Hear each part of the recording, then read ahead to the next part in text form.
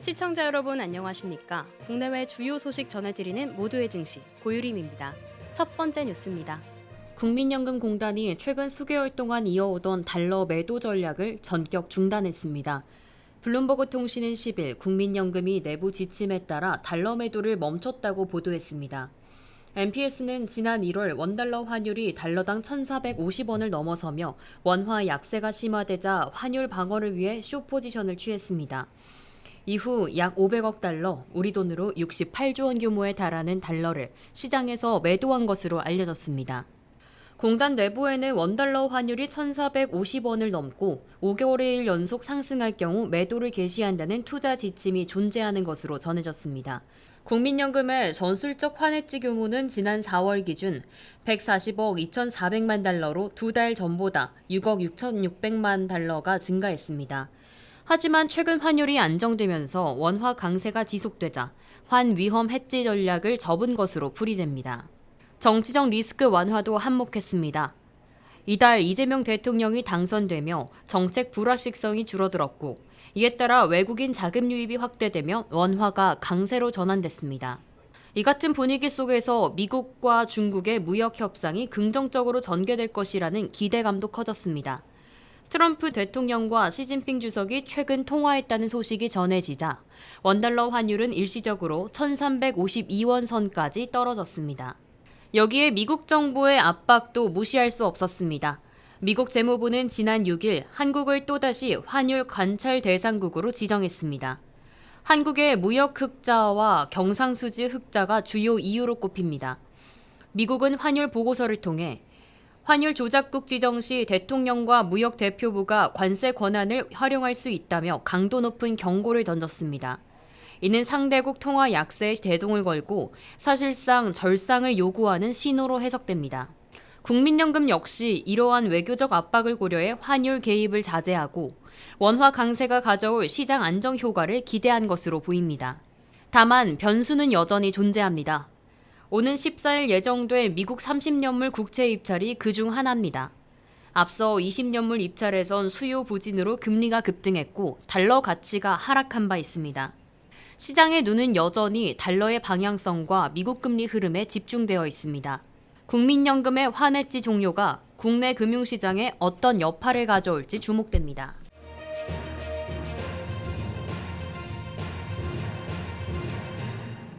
현대자동차 노조가 추진 중인 퇴직금 누진제 부활 움직임이 논란을 낳고 있습니다. 퇴직금 누진제는 일정 기간 이상 장기 근속한 직원에게 퇴직금을 더 얹어주는 제도로 한국 경제의 고성장기였던 과거 장기 근속을 장려하기 위해 도입됐습니다. 하지만 1997년 외환위기 이후 공공기관과 대기업을 중심으로 방만 경영의 상징으로 여겨지며 폐지됐고 정부는 1999년부터 이를 정리해 2014년까지 대부분의 공기업이 누진제를 없앴습니다. 그런데 최근 현대차 노조가 대의원 회의를 통해 퇴직금 누진제 도입을 요구하고 나섰습니다. 이에 대해 사내에서도 시대에 맞지 않는 발상이라며 비판이 제기되고 있습니다. 문제는 통상임금 법리가 최근 변경되며 이 제도가 기업에 미치는 부담이 더욱 커졌다는 점입니다. 대법원은 지난해 통상임금의 기준 중 하나였던 고정성 요소를 삭제하며 11년 만에 법리를 바꿨습니다. 이로 인해 현대차는 조건부 상여금, 휴일 연장근로수당 등을 퇴직금 산정 기준에 포함시켰고 여기에 노조는 주휴수당과 노동절 수당까지 더 넣어야 한다고 주장하고 있습니다. 만약 퇴직금 누진제까지 더해질 경우 현대차는 막대한 인건비를 짧은 기간 안에 지출해야 합니다. 현대차의 직원 중 50세 이상은 전체의 약 44%에 이릅니다. 이들이 한꺼번에 퇴직할 경우 회사는 수천억 원대의 퇴직금을 즉각 지급해야 하는 상황에 놓일 수 있습니다. 노조가 제안한 누진제에 따르면 25년 이상 근무한 직원은 퇴직금이 무려 6년치나 추가로 가산됩니다. 반면 5년차 사원이 같은 수준의 혜택을 받으려면 앞으로 20년을 더 일해야 합니다. 이에 따라 세대 간 갈등이 촉발될 수 있다는 우려도 제기됩니다. 더 큰 문제는 노조가 동시에 정년 연장을 요구하고 있다는 점입니다. 현행 60세 정년을 64세로 늘리자는 요구는 호봉제 유지와 맞물릴 경우 인건비를 더욱 급증시킬 수 있습니다. 자동차 업계는 자율주행 기술과 글로벌 경쟁이 심화하는 상황에서 인건비 리스크가 커질 경우 미래기술 투자에 차질이 생길 수 있다고 우려합니다. 현대차는 이미 미국의 고율관세 정책으로 수조원 규모의 수익 감소 위기에 직면해 있고, 이 와중에 노조의 요구가 더해진다면 경쟁력 유지가 더 어려워질 수 있다는 지적입니다. 노조 측은 기아자동차가 이미 시행 중인 제도를 현대차에도 적용하자는 취지로 설명했습니다. 하지만 업계와 경쟁에는 경쟁력 약화와 세대 갈등을 유발할 수 있는 시대차도적 제도 도입은 재검토돼야 한다고 입을 모으고 있습니다.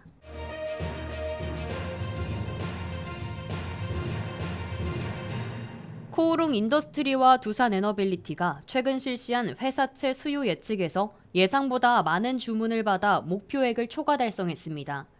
금융투자 업계에 따르면 두 기업은 각각 약속한 모집 금액을 초과하는 매수 주문을 받아 긍정적인 신호를 보냈습니다. 코오롱 인더스트리는 10일 실시한 회사채 수요 예측에서 800억 원 모집 목표에 대해 총 2,320억 원의 매수 주문을 받았습니다. 이는 목표액의 2배 이상에 해당하는 금액으로 투자자들의 관심이 집중된 결과로 해석됩니다. 수요 예측에서 2년물 400억 원 모집에는 1,320억 원의 주문이 접수되었고, 3년물 400억 원 모집에는 1,000억 원의 주문이 몰렸습니다. 코오롱 인더스트리는 민평금리의 마이너스 30에서 30bp를 가산한 금리를 제시했으며, 2년물은 마이너스 4bp, 3년물은 마이너스 3bp로 목표 물량을 모두 채우는 성과를 올렸습니다. 두산 에너빌리티도 10일 회사채 수요 예측에서 800억 원 모집 목표에 대해 1,420억 원의 주문을 받으며 예상보다 많은 관심을 끌었습니다. 두산 에너빌리티는 비우량 등급인 BBB 플러스 신용 등급을 보유하고 있음에도 불구하고 최근 경색된 시장 상황에도 목표액을 초과하는 성과를 달성한 것입니다. 두산 에너빌리티는 민평금리에 마이너스 30에서 30bp를 더한 금리를 제시하며 2년물은 마이너스 7bp, 3년물은 마이너스 34bp로 목표 물량을 모두 채웠습니다. 이로써 두산 에너빌리티는 자금 조달의 안정성을 확보하며 발행 규모를 1,500억 원으로 늘리는 방안도 고려하고 있습니다. 이번 두 기업의 회사채 수요 예측 결과는 경기 불확실성이 여전히 존재하는 상황에서 투자자들의 신뢰가 여전히 강하다는 점을 시사합니다.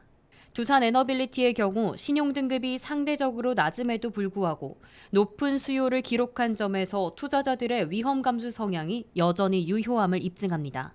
반면 코오롱 인더스트리는 적극적인 금리 조정과 발행 규모 확대 가능성까지 고려하며 회사채 시장에서 안정적인 자금 조달을 위한 전략을 구사하고 있습니다. 코오롱 인더스트리와 두산 에너빌리티는 이번 회사채 수요 예측을 통해 안정적인 자금 조달을 확보하며 향후 추가적인 재정적 유연성을 확보할 수 있는 발판을 마련했습니다. 두 기업의 향후 금융시장에서의 활약에 대한 기대감이 커지고 있습니다.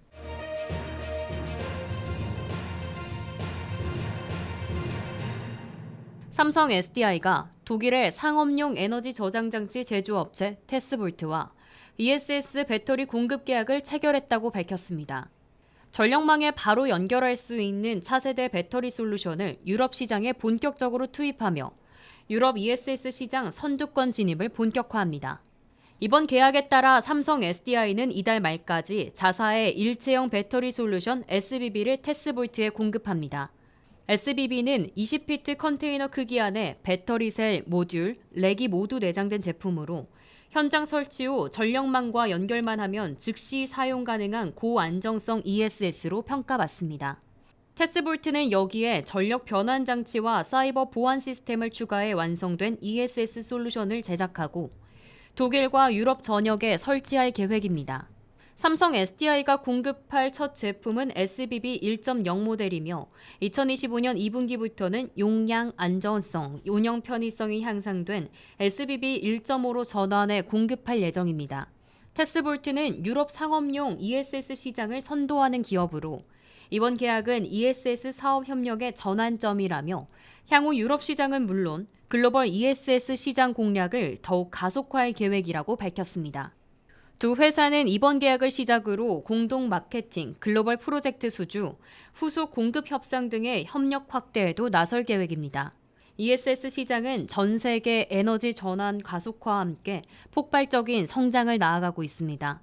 특히 유럽은 태양광, 풍력 등 재생에너지 보급 확대에 따라 상업용 ESS 수요가 꾸준히 증가하고 있어 삼성 SDI의 공급 계약은 글로벌 시장 확대를 위한 중요한 교두보가 될 것으로 기대되고 있습니다.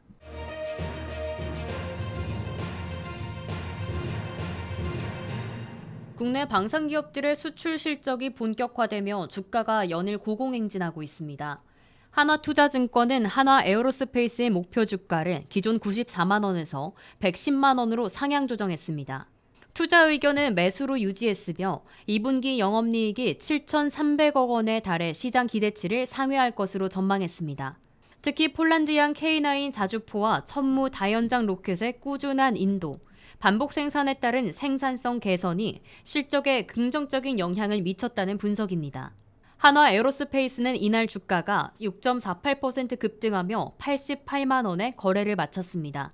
글로벌 투자은행 JP모건은 역시 최근 한화에어로스페이스 목표 주가를 100만 원으로 제시하며 유럽, 중동, 아시아 전역에서의 수주 확대 가능성과 수출 마진 개선을 긍정적으로 평가했습니다. 한화에어로스페이스는 현재 2028년까지 총 11조 원의 투자 계획을 발표했고 이 중 5조 원 이상을 해외 방산 생산기지 설립에 투입할 계획입니다. 호주와 루마니아 등에서 현지 생산 기반을 확충하며 글로벌 수출 파이프라인을 강화하는 전략입니다. 또 다른 방산 대장주인 현대로템도 이날 큰 폭의 상승세를 보였습니다. 폴란드와의 K2 전차 2차 수출 계약이 이달 말 체결될 것이라는 기대감이 반영되며 주가는 11.6% 급등해 17만 1,200원에 장을 마감했습니다. 장중에는 17만 4,300원까지 오르며 사상 최고가를 경신했습니다. 계약 규모는 약 60억 달러, 하나로 약 9조 원 규모로 예상되며 국내 방산 수출 역사상 최대 단일 계약이 될 것으로 전망되고 있습니다. 계약에는 K2전자 180대 공급, 그중 일부는 현대로템이 직접 생산하고 나머지는 폴란드 국영 방산업체와 현지 생산 및 기술 이전 방식으로 진행됩니다. 특히 개량형 모델인 K2PL의 경우 기술 이전과 MRO 조건이 포함돼 계약 단가가 상승했습니다. 이날 한화시스템은 20% 이상 급등, 한화오션과 LIG 넥스원도 4%대 상승을 보이며 방산주 전반이 강세를 기록했습니다. 전문가들은 방산 수출 호재와 함께 증시 부양 정책 기조, 글로벌 국방비 증가 추세 등이 복합적으로 작용하며 방산 업종의 상승 흐름이 이어질 것으로 보고 있습니다.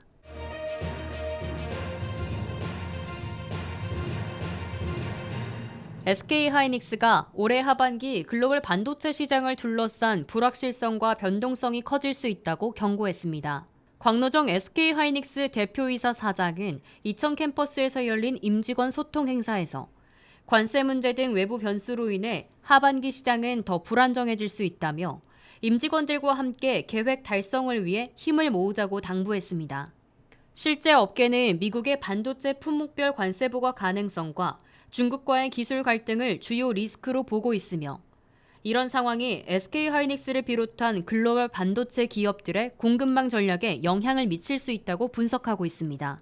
다만 SK하이닉스는 올 상반기까지는 계획에 맞춰 실적이 순항하고 있으며 HBM 중심의 프리미엄 제품 경쟁력을 바탕으로 하반기 실적도 긍정적으로 기대하고 있습니다. SK하이닉스는 AI 반도체 수요 폭증의 최대 수혜주로 꼽히며 엔비디아의 HBM3를 독점 공급하고 있는 가운데 올해 물량은 이미 완판된 상태입니다. 차세대 제품인 HBM4 역시 하반기 양산을 앞두고 주요 고객사에 샘플을 제공하고 있습니다. 이 같은 고부가 제품 중심의 전략은 성과로 이어졌습니다. 시장 조사업체 옴디아에 따르면 SK하이닉스는 올해 1분기 D램 시장 점유율이 36.9%를 기록하며 삼성전자를 제치고 33년 만에 1위에 올랐습니다.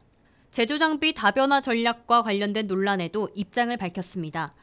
SK하이닉스는 HBM3 제조에 사용하던 TC 본더 장비를 기존 한미 반도체에서 하나세미텍으로 일부 이원화했습니다. 이에 따라 김영식 양산총괄 부사장은 다변화는 전략의 일환으로서 가격 정책과 서비스도 자사 기준에 따라 정한 것이라며 논란을 일축했습니다. 성과급 제도 개선을 둘러싼 논의도 이어졌습니다. 광노정 대표는 초과이익 분배금 제도와 관련해 기준이 애매하다는 의견이 많다며 직원들과의 대토론회 등을 통해 공정하고 명확한 기준을 마련하겠다고 밝혔습니다. PS는 연간 실적에 따라 지급되는 인센티브로 최근 SK하이닉스는 기본급의 1,500% 규모 PS와 자사주 30주를 지급했지만 노조 측은 역대급 실적에 비해 보상이 충분하지 않다며 협상을 요구하고 있습니다. SK하이닉스는 현재 임금 인상 및 PS 초과 지급 협상을 노조와 진행하고 있습니다.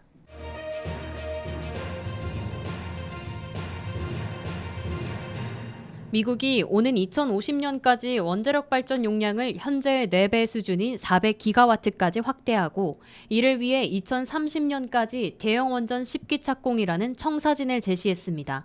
도널드 트럼프 대통령이 지난달 발표한 행정명령에는 원전 인허가 기간을 18개월로 단축하고 공급망 및 자금 조달 과정을 간소화하겠다는 계획도 포함됐습니다. 하지만 6년 안에 10기의 대형 원전을 착공하겠다는 목표는 상당히 도전적입니다. 기존에는 부지 선정부터 인허가, 환경 영향평가, 자금 조달 등 복잡한 절차를 거쳐 1기 착공에도 평균 4년에서 6년이 걸리는 만큼 현실적인 한계가 있다는 지적도 있습니다. 그럼에도 이번 발표는 한국 원전 산업에겐 분명한 기회입니다. 한국은 설계부터 건설, 운영까지 전 과정의 기술 자립을 이룬 몇 안 되는 나라 중 하나이며 특히 가격 경쟁력과 안정적인 시공력을 바탕으로 사우디, UAE, 체코 등에서 원전 수출 실적을 쌓아가고 있습니다. 국내 기업의 미국 진출 가능성도 커지고 있습니다. 미국 웨스팅하우스는 현재 유럽과 중국 등에서 다양한 원전 프로젝트를 수행 중인데 한미 양국은 올해 초 원전 협력 관련 MOU를 체결하고 수출 기술 협력을 확대하기로 했습니다. 이 MOU는 SMR 등 차세대 원전 기술 공동 개발과 공급망 구축까지 포함하고 있어 한국 기업이 미국 원전 공급망에 본격 참여할 수 있는 길이 열린 것으로 평가됩니다. 이런 가운데 최근 한국수력원자력은 26조 원 규모의 체코 원전 수주에 성공했고 16년 만에 대규모 원전 수출이라는 쾌거도 달성했습니다. 전문가들은 이 같은 분위기가 국내 원전 정책 변화에도 영향을 줄 수 있다고 보고 있습니다. 이재명 정부는 재생에너지와 원전을 병행하는 에너지 믹스 전략을 추진 중인데 수출 성과가 커질수록 정부 차원의 지원도 강화될 수 있는 가능성이 커지고 있습니다. 증권가에선 미국의 원전 산업 재건, 유럽의 원전 정책 전환, SMR 상용화 등을 종합적으로 고려할 때 K원전의 수출 확대 가능성은 매우 크다고 보고 있습니다.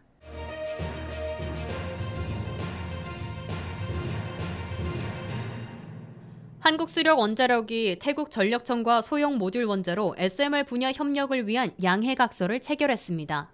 2050년 탄소 중립 목표로 하는 태국 정부는 원자력 도입을 본격 검토하고 있으며 한국수력원자력은 이번 협약을 통해 동남아 SMR 시장 진출에 교두보를 마련했다는 평가입니다.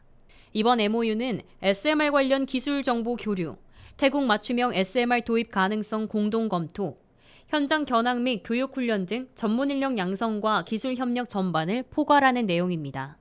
양 기관은 실무진 워킹그룹을 구성해 R&D 협력은 물론 인적, 기술적 교류도 지속적으로 확대하기로 했습니다. EGAT는 태국 전력 생산의 약 30%를 담당하는 국영 공기업으로 태국 정부의 2050 탄소 중립 실현과 에너지 믹스 다변화를 위한 핵심 플레이어입니다. 특히 SMR 기술을 에너지 안보와 탈탄소 전환의 해법으로 주목하고 있습니다. 이암사의 EGAT 부총재는 SMR은 유명한 탈탄소 기술이며 운영 경험과 기술력을 갖춘 한국수력원자력과의 협력이 큰 도움이 될 것이라고 밝혔습니다. 한국수력원자력은 이번 협약은 태국은 물론 아세안 전역의 SMR 수출 확대를 위한 중요한 출발점으로 보고 있습니다. 박인식 수출사업 본부장은 태국과의 협력은 동남아 SMR 시장 진출의 전환점이라며 글로벌 에너지 전환을 선도하는 SMR 협력 모델을 구축하겠다고 말했습니다. 소형 모듈 원자로는 기존 대형 원전보다 소형, 저비용, 유연한 설치가 가능하며 탄소 배출이 없는 차세대 친환경 에너지 기술로 평가받고 있습니다. 현재 한수원은 국내 개발 SMR 기술의 해외 수출 확대를 추진 중이며 앞서 루마니아, 사우디, 폴란드 등과도 SMR 협력 사업을 추진해 왔습니다. 전문가들은 이번 태국 협약이 KSMR 수출의 동남아 교두보 역할은 물론 한국형 원전 기술의 글로벌 입지 강화에 기여할 수 있다고 평가하고 있습니다.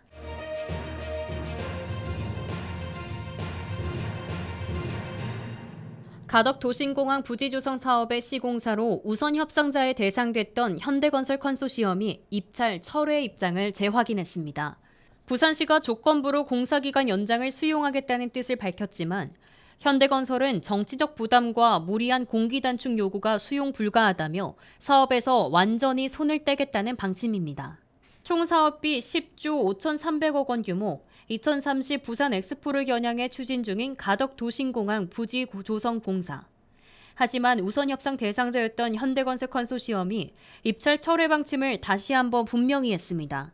현대건설은 공사기간 조건이 변경되더라도 가덕도 신공항 사업에서 철수한다는 입장에 변함이 없다고 밝혔습니다. 지난 9일 부산시가 공사기간 84개월 유지 방침에서 일부 후퇴했고 집안 및 기후 등 현장 여건에 따라 조건부 공기 연장을 수용하겠다고 밝혔지만 현대건설 측은 수용 불가 입장을 고수한 것입니다.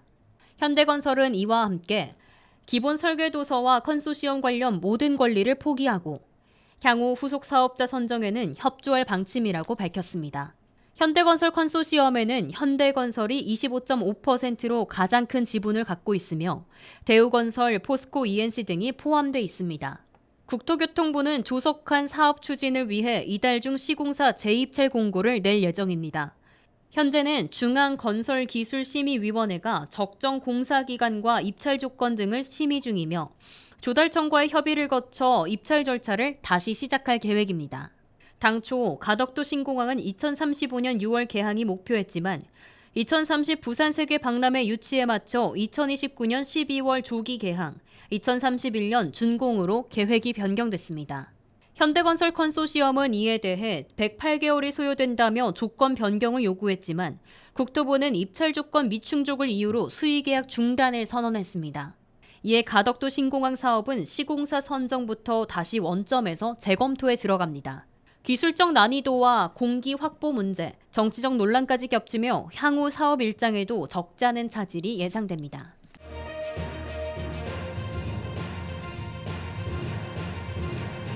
내년도 최저임금을 결정하기 위한 최저임금위원회 논의가 본격화되고 있는 가운데 노동계가 올해보다 14.7% 인상된 시급 11,500원을 요구안으로 제시했습니다. 노동계는 저임금 노동자의 삶 개선과 경제 선순환 구조 형성을 위한 필수 조치라며 인상 필요성을 강조했지만 경영계는 여전히 동결 또는 최소 인상을 주장할 것으로 예상돼 노사 간 격돌이 불가피할 전망입니다. 양대 노총인 한국노총과 민주노총이 2026년 적용되는 최저임금 최초 요구안을 공식 발표했습니다. 요구 수준은 시급 11,500원, 현재보다 14.7% 인상된 금액입니다. 월급 기준으로는 240만 3,500원으로 계산됩니다. 노동계는 서울 세종문화회관 앞에서 기자회견을 열고 이번 요구안은 소득 불평등 해소와 저소득층 실질임금 보전을 위한 현실적 요구라고 설명했습니다. 그러나 현재까지 경영계는 요구안을 제출하지 않은 상황입니다. 업계에서는 경기 불확실성, 물가 부담, 영세 자영업자의 어려움을 이유로 최저임금 동결 혹은 최소 인상폭을 주장할 가능성이 큽니다. 특히 미국발 금리 인상, 비상경제 상황 등의 영향으로 경영 부담이 심각하다는 상황입니다. 실제로 최근 5년간 최저임금 인상률을 보면 2021년 1.5%, 2022년 5.05%, 2023년 5%, 2024년 2.5%, 2025년은 1030원으로 1.7% 인상에 그쳤습니다. 이는 역대 두 번째로 낮은 인상률입니다. 노동계는 단순 인상 요구를 넘어서 플랫폼 노동자, 특수고용직, 프리랜서, 가사 노동자 등 비정형 고용자에게도 최저임금 적용이 필요하다고 주장하고 있습니다. 하지만 이들 대부분은 근로기준법상 근로자가 아니라는 이유로 적용 대상에서 제외돼 왔습니다. 이에 대해 최저임금위원회 공익위원들은 현행 조사로는 실태 파악이 어려운 상황이라며 관련 조사를 거쳐 2027년 최저임금 심의에 반영할 것이라고 밝혔습니다. 한편 최저임금위원회는 오는 17일 제5차 전원회의를 열고 노사 양측의 최초 요구안을 본격 심의할 예정입니다. 최종 의결안은 이달 말까지 고용노동부 장관에게 제출해야 하며 기한 내 의결에 성공한 사례는 지금까지 단 9번뿐입니다. 노사 간 간극이 큰 만큼 올해도 막판까지 치열한 줄다리기가 이어질 것으로 보입니다.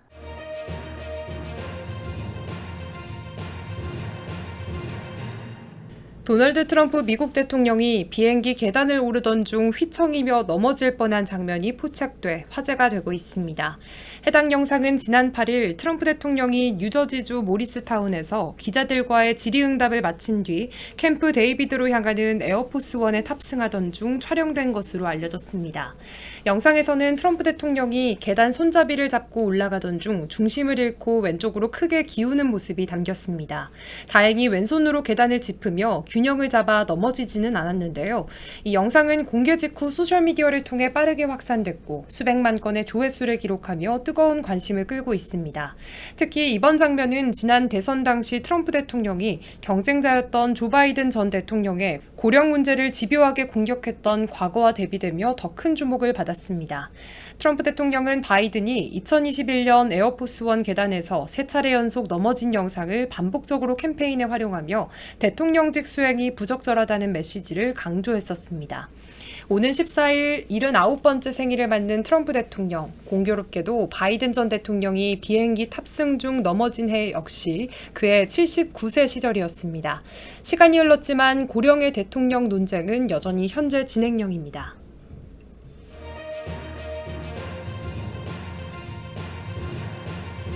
미국 연방준비제도 의장 자리를 두고 워싱턴이 들썩이고 있습니다. 트럼프 행정부의 핵심 인물로 꼽히는 스콧 베선트 재무부 장관이 유력한 후임 후보로 거론되고 있다는 보도가 나왔습니다. 하지만 백악관은 즉각 부인에 나섰는데요. 블룸버그 통신은 10일 도널드 트럼프 대통령의 측근들과 행정부 내부에서 스콧 베선트 재무부 장관을 차기 연준 의장으로 밀고 있다는 복수의 소식통을 인용해 보도했습니다. 보도에 따르면 베선트 장관은 트럼프 행정부의 무역 협상, 세금 감면, 규제 완화 등 경제 정책을 주도한 핵심 인물로 특히 미중 무역 전쟁에서 협상 전면에 나섰던 인물입니다. 소식통들은 아직 연준 의장 후보에 대한 공식 인터뷰는 시작되지 않았다고 밝혔지만 트럼프 대통령이 제롬 파월 현 의장을 후임을 곧 지명하겠다라고 밝힌 만큼 발표가 임박했다는 분석이 나옵니다. 하지만 로이터 통신은 백악관 관계자의 말을 인용해 블룸버그의 보도는 가짜뉴스라고 강하게 부인했습니다. 한편 케빈 워시 전 연준 이사, 케빈 해시 국가경제위원장, 크리스토퍼 월러 연준 이사, 데이비드 멜패스 전 세계은행 총재 등도 후보로 거론되고 있습니다. 트럼프 대통령의 경제책사였던 아서 래퍼 전 시카고대 교수는 베선트는 훌륭하지만 그의 전문 분야는 통화정책이 아니다며 케빈 워시가 적임자라고 말했습니다. 차기 연준 의장 자리를 둘러싼 정치적 셈법과 인물 경쟁이 워싱턴 정가를 뜨겁게 달구고 있습니다. 파월 의장의 임기가 내년 5월까지인 만큼 후임 인선은 미국 경제의 향배에 결정적 영향을 미칠 전망입니다.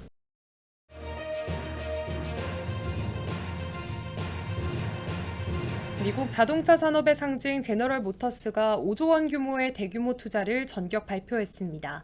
미국 내 생산 확대를 통해 일자리 창출에 나서겠다는 이번 결정은 도널드 트럼프 대통령의 보호무역 정책에 화답하는 성격도 짙어 보입니다. 10일 미국 최대 자동차 제조업체인 GM이 향후 2년간 40억 달러, 우리 돈 약 5조 5천억 원을 투자해 미국 내 차량 생산 능력을 대폭 확대하겠다고 밝혔습니다.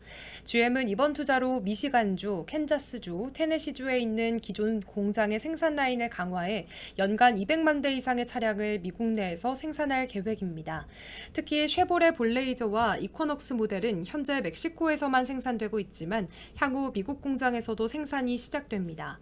이는 제조업의 해외 이전을 비판하며 자국 내 복귀를 촉진해온 트럼프 대통령의 정책에 부응한 결정으로 해석됩니다. 메리바라 GM 최고 경영자는 보도자료를 통해 교통의 미래는 미국의 혁신과 제조 전문성에 의해 주도될 것이라며 이번 발표는 미국 내 제조업과 일자리를 지키겠다는 GM의 강력한 의지를 보여주는 것이라고 강조했습니다. GM의 이번 발표는 트럼프 행정부가 지난 4월부터 수입산 자동차의 25%의 관세를 이후 자동차 부품까지 확대 적용한 가운데 나왔습니다. 자동차 산업을 둘러싼 국제 무역 전쟁 속에서 GM의 대규모 투자는 미국 경제와 제조업 회복에 어떤 변화를 가져올지 주목됩니다. 미국 자동차 산업 재건의 신호탄이 될 수 있을지 이번 GM의 투자 결정은 미국은 물론 글로벌 산업 지형에도 큰 파장을 예고하고 있습니다.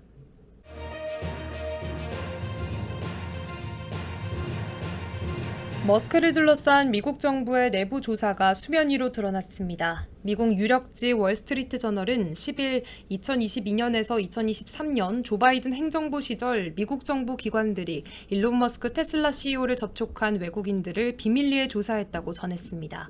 보도에 따르면 조사는 국토안보부, 법무부, FBI 등 여러 기관이 협력한 가운데 진행됐으며 특히 동유럽 출신 인사들이 머스크의 잠재적 영향력을 행사하려 했을 가능성에 주목했다고 합니다. 실제 범죄 혐의로 입건된 사안은 아니었지만 연방 차원에서 상당한 관심을 가지고 들여다본 것으로 알려졌습니다. 이 조사는 트럼프 행정부 출범 이전에 착수된 것으로 알려졌으며 현재 어떤 상태로 남아있는지는 불확실하다고 월스트리트 저널은 덧붙였습니다. 머스크는 2024년 대선 기간 중 도널드 트럼프 대통령의 당선을 적극 지지하며 정치자금 모금단체 아메리카팩에 무려 2억 3,900만 달러를 기부했습니다. 당시 머스크 주변 외국 인사들의 존재는 선거 캠프 내부에서도 우려 대상이었으며 실제로 외국인의 관여를 막기 위한 심사 절차가 도입됐다는 관계자 증언도 전해졌습니다. 국방 계약 기업 스페이스X의 수장으로서 머스크는 최고 등급의 군사기밀 접근권을 갖고 있으며 외국 인사와의 접촉은 국가 안보에 영향을 미칠 수 있는 사안입니다. 머스크는 트럼프 대통령의 측근으로 백악관 정부 조직 개편까지 주도했으나 최근 감세 정책을 두고 공개적으로 비판하면서 양자 간 갈등이 격화된 상태입니다. 트럼프의 최측근이었던 스티브 배너는 머스크를 향해 중국과의 연루 여부, 마약 복용 의혹 등을 조사해야 한다며 공개적으로 수사를 촉구하고 나섰습니다. 기술과 정치 그리고 안보가 얽힌 이번 사안은 머스크 개인을 넘어서 미국 사회에 적지 않은 파장을 불러올 것으로 보입니다.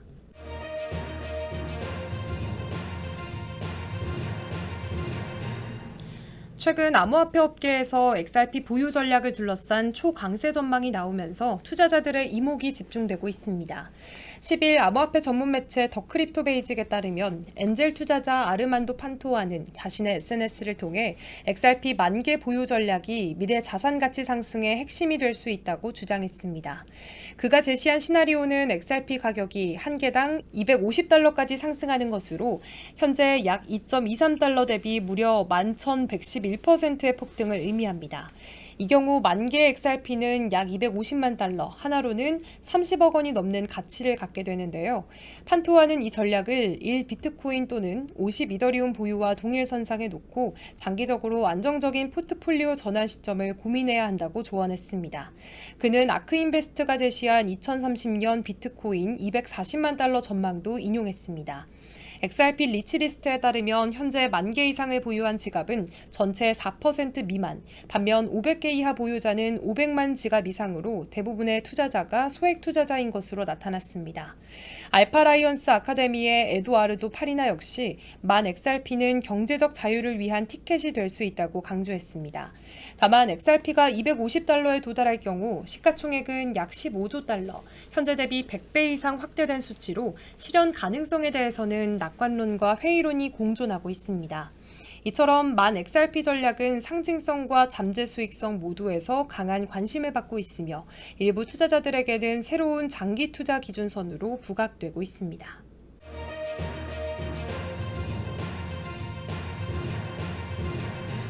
비트코인이 연말 20만 달러, 장기적으로는 23만 달러까지 오를 수 있다는 초강세 전망이 제기됐습니다.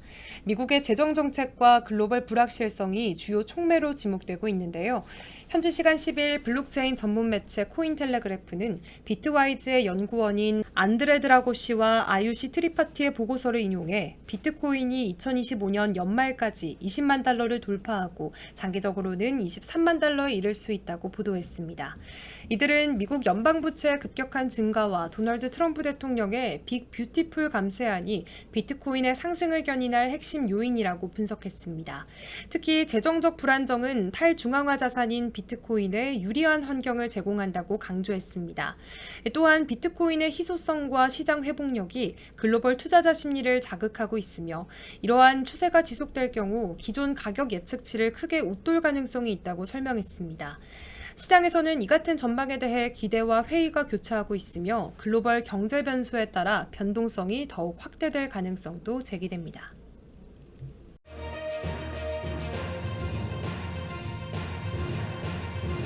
중국의 대표적인 기술 기업 하웨이가 다시 한번 글로벌 무대에 주목을 받고 있습니다. 미국의 수출 제재 속에서도 기술 격차를 극복하기 위한 전략을 공개했기 때문인데요. 오늘은 하웨이 CEO 런정페이의 발언을 중심으로 하웨이 현재 기술 상황과 향후 전략에 대해서 짚어보겠습니다. 중국 인민일보와의 인터뷰에서 하웨이의 창업자이자 CEO인 런정페이는 자사의 반도체 칩 아키텍처가 현재 미국 주요 기업들에 비해 한 세대 뒤처져 있다고 시인했습니다. 이러한 기술 격차는 지난 2019년부터 적용된 미국의 수출 규제 조치에 따른 직접적인 결과라는 점도 인정했습니다. 하지만 런정페이는 이러한 한계를 창의적인 기술 솔루션으로 극복해 나가고 있다고 밝혔습니다. 대표적으로 그는 클러스터 컴퓨팅 기술, 복합 칩 구조 설계, 그리고 고급 수학적 모델링을 통해서 단일 칩 성능의 한계를 보완하고 있다고 강조했습니다. 하웨이는 현재 매년 1,800억 위안, 미화 약 250억 달러 규모를 연구 개발에 투입하고 있으며 이는 세계 최고 수준의 R&D 투자 중의 하나로 꼽힙니다. 이러한 기술력은 특히 인공지능 칩 시장에서 존재감을 드러내고 있습니다. 런정페이는 하웨이가 자체 개발한 어센드 시리즈 AI 칩을 통해서 엔비디아의 대체제로 자리 잡고자 한다고 밝혔습니다. 이 칩은 중국 내에서 교육, 의료, 공공 시스템 등에 적극적으로 활용되고 있으며 향후 중국 내수 시장을 중심으로 AI 칩 산업 생태계 자체를 재편하겠다는 전략으로 보입니다. 다만 런정페이는 미국이 하웨이의 기술 능력에 대해서 과장된 우려를 표현하고 있다며 오히려 자극적인 프레임이 기술 발전의 본질을 가리고 있다고 지적했습니다. 이번 인터뷰는 미국과 중국이 민감한 무역 및 기술 협상을 이어가고 있는 시점에 공개되어 더욱더 큰 파장을 낳고 있습니다. 런정페이의 발언은 하웨이가 제재 속에서도 결코 주저하지 않겠다는 선언이자 중국 기술 자립의 상징적인 메시지로 해석됩니다. AI, 반도체, 클라우드까지 하웨이는 기술 패권 경쟁의 한가운데 서 있습니다. 제약이 있는 가운데서도 끊임없이 해법을 찾아가는 모습은 단순한 기술 개발을 넘어 국가 간의 전략의 연장선에 있다고도 볼 수 있습니다. 하웨이의 다음 수는 과연 어떤 형태로 등장할지 세계가 주목하고 있습니다.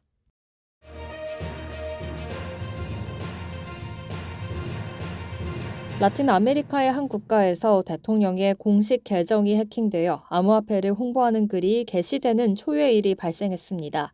파라과이 정부는 현지 시간으로 월요일 산티아고 페냐 대통령의 X 계정에서 비정상적인 활동이 감지되었다고 공식 발표했습니다. 이 같은 발표는 해당 계정에 비트코인을 홍보하는 게시글이 등장한 직후 나왔습니다. 특히 문제가 된 글에서는 영어로 비트코인이 라틴 아메리카 국가에서 법정 통화로 지정되었다는 주장까지 담겨 있었습니다. 하지만 현재까지 이 주장과 관련된 공식적인 발표나 입법 조치는 전혀 없는 상황입니다. 이에 대해서 파라과이 정부는 모든 시민들에게 추가적인 공식 확인이 있을 때까지 해당 게시물의 내용을 무시해 줄 것을 강력히 요청했습니다. 이는 계정이 해킹 또는 비인가 접근에 의해서 조작되었을 가능성이 높다고 시사했습니다. 이번 사건은 엘살바도르가 2021년 세계 최초로 비트코인을 법정 통화로 지정한 이후 라틴 아메리카 전역에서 암호화폐에 대한 관심이 고조된 상황과도 맞물려 있습니다. 특히 파라과이의 경우 풍부한 수력 자원과 낮은 전력 비용 때문에 글로벌 채굴 기업들의 주목을 받아온 국가입니다. 이런 맥락 속에서 대통령 계정을 통한 비트코인 법정 통화화라는 선언은 상당한 시장 영향을 줄 수 있는 발언이었기 때문에 사실 여부와 상관없이 큰 혼란을 초래할 수밖에 없었습니다. 전문가들은 이 사건이 단순한 보안 사고를 넘어 디지털 리더십과 공공 커뮤니케이션 채널의 신뢰성 문제로 확산될 수 있다고 경고합니다.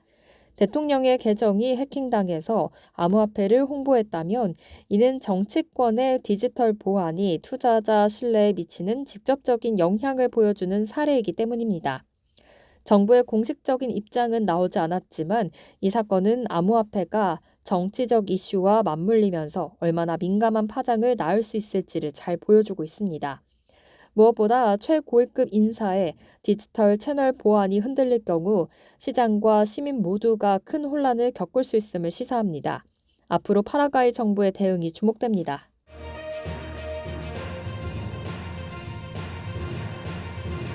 최근 글로벌 증시에서 소형 모듈 원자로, 즉 SMR 관련 종목들이 다시 주목받고 있습니다.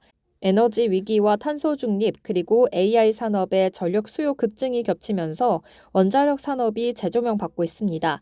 특히 기본 원전보다 안전하고 설치가 쉬운 SMR이 대안으로 떠오르고 있습니다. SMR은 스몰 모듈 리액터, 말 그대로 소형 모듈형 원자로입니다. 최대 300메가와트급의 용량의 원자로로 이 부품을 공장에서 생산한 이후 모듈 방식으로 현장에서 조립하는 것이 특징입니다. 이 방식은 기존의 대형 원전보다 건설 기간과 비용을 크게 줄일 수 있고 설계 자체도 현대화되고 있어서 사고 위험 역시 낮습니다. 특히 탄소 배출이 전혀 없으면서도 안정적인 전력 공급이 가능하다는 점에서 AI와 데이터 센터 운영에 필수적인 전력원을 안정적으로 제공할 수 있다는 강점이 부각되고 있습니다. 전문가들은 원자력이 친환경 에너지의 구조적 한계를 보완할 수 있는 현실적인 대안으로 주목받고 있다고 평가했습니다. 특히 최근 AI 산업의 급격한 성장은 데이터 센터의 폭발적인 증가를 불러왔고, 이는 곧 전력 수요 폭등으로 이어지고 있습니다. 현재 일부 대형 AI 데이터 센터는 대도시 수준의 전력을 소비하고 있습니다. 이로 인해 전력 수요가 공급을 초과하는 구조적인 문제가 발생하고 있습니다. 이처럼 에너지 수급에 대한 부담이 커지는 가운데 SMR은 AI 전력 부족의 문제에 현실적인 해법으로 떠오르고 있습니다. 국제에너지기구는 2050년까지 전 세계적으로 약 120기가와트 규모의 SMR이 설치될 것으로 보고 있으며 누적 투자 규모는 6,700억 달러에 이를 것으로 전망됩니다. 현재 19개국 이상에서 약 80종의 SMR이 개발 중이며 미국과 유럽, 중국, 러시아 등이 기술 개발과 상용화에 적극적으로 나서고 있습니다. 특히 미국 에너지부는 올해 3월 기존 경수로 기반의 3.5세대 SMR 프로그램을 발표하며 설계에서 배치 중심으로의 정책 전환을 분명히 했습니다. 즉 실제로 지을 수 있는 SMR에 집중하겠다는 것입니다. 여기에 구글과 아마존, 마이크로소프트, 테슬라 같은 글로벌 빅테크 기업까지도 데이터 센터 수요 대응에 대해서 SMR 투자를 검토하고 있는 상황입니다. 전 세계적인 AI 확산과 에너지 위기 속에서 SMR은 더 이상 실험적 기술이 아닌 현실적인 대안으로 떠오르고 있습니다. 에너지 안보와 탄소 중립, 그리고 AI 경쟁력 확보라는 세 가지 과제를 동시에 풀어낼 수 있는 핵심 기술로 주목받는 SMR. 향후 투자자들의 전략적인 관심이 필요해 보입니다.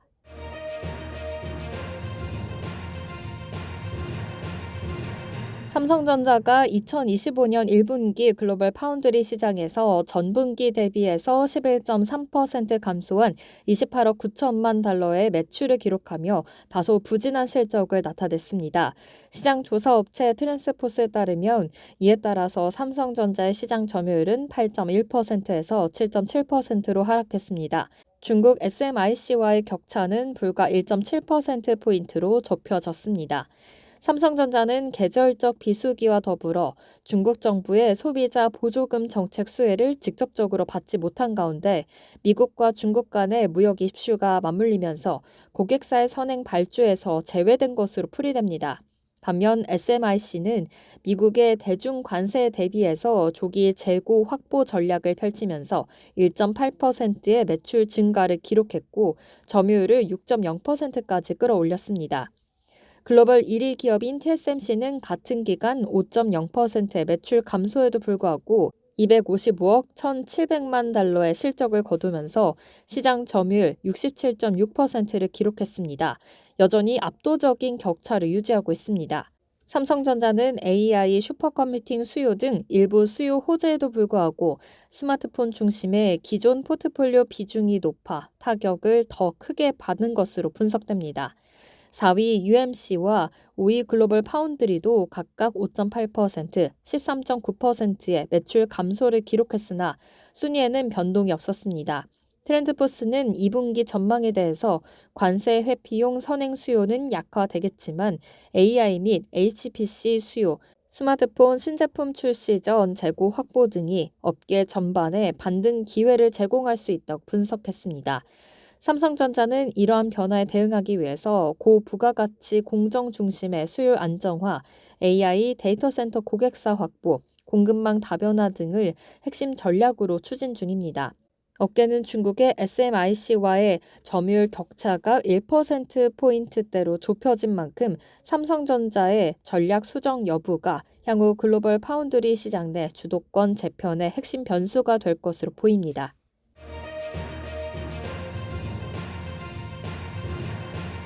하나 에어로스페이스가 우리나라 방공 역사의 새로운 장을 열고 있습니다. 고도 50km 이상의 성층권을 넘는 고고도에서 탄도미사일을 요격할 수 있는 차세대 무기체계 LSM-2 개발에 본격 착수한 것입니다. 이번 사업은 단순한 무기 개발을 넘어 K방공망의 완성이라는 상징성과 글로벌 수출 가능성까지 함께 품고 있습니다. 하나 에어로스페이스는 국방과학연구소와 함께 LSM-2 유도탄에 대한 체계 종합 및 발사대 등 시제 개발 계획을 체결했다고 10일 발표했습니다. 계약 규모는 약 1,986억 원, 개발 완료 시점으로는 2028년입니다. 이번 개발되는 LSM-2는 기존의 LSM보다 더 높은 고도, 즉 성층권 상당을 포함한 50km 이상의 고고도에서 날아오는 탄도미사일을 요격하는 고고도 유격탄 체계입니다. 특히 기존의 LSM이 방어할 수 있는 구간 대비 방공 범위를 3-4배까지 확대할 수 있어 전문가들 사이에서는 K방공의 완결판이라는 평가도 나오고 있습니다. 실제 지난해 개발이 완료된 LSM의 가동 시뮬레이션 영상은 이미 국내 방산업계와 군 관계자들 사이에서 큰 주목을 받은 바가 있습니다. 여기에 LSM-2까지 더해지면 북한의 미사일 위협을 포함한 주변국 위험에서도 보다 촘촘하고 입체적인 다층 방어체계 구축이 가능해진다는 분석입니다. 이번 프로젝트는 단지 국내 방위력 강화 차원을 넘어서 수출 가능성까지 내다본 중장기 전략이기도 합니다. 실제로 하나 에어로스페이스 측은 전 세계적으로 다층 방공망의 수요가 급증하고 있다며 핵심 기술을 확보해 K방공망의 글로벌 수출을 주도하겠다는 포부를 밝혔습니다. 실제 우크라이나 전쟁과 중동 지역의 잦은 분쟁으로 인해서 탄도탄 방어체계에 대한 수요는 전례 없이 급증하고 있습니다.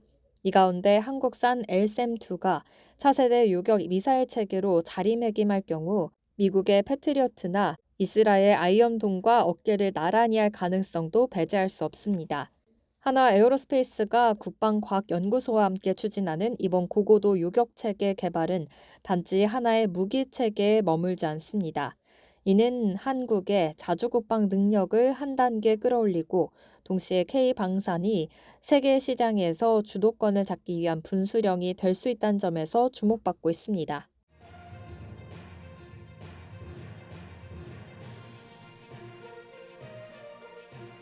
이상으로 모두의 증시 마칩니다. 본 방송에서 제공해드리는 정보는 투자 판단에 대한 조언일 뿐 해당 자산의 가치와 상승을 보장하지 않습니다. 시청해주신 여러분 고맙습니다.